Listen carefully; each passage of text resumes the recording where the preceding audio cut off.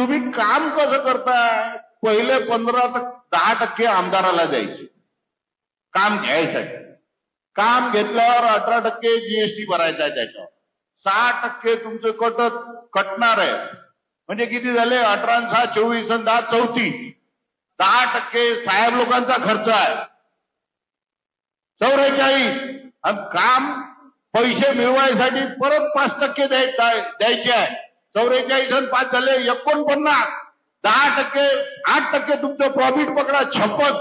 34% त्याचं झटाचं काम होणार आहे का?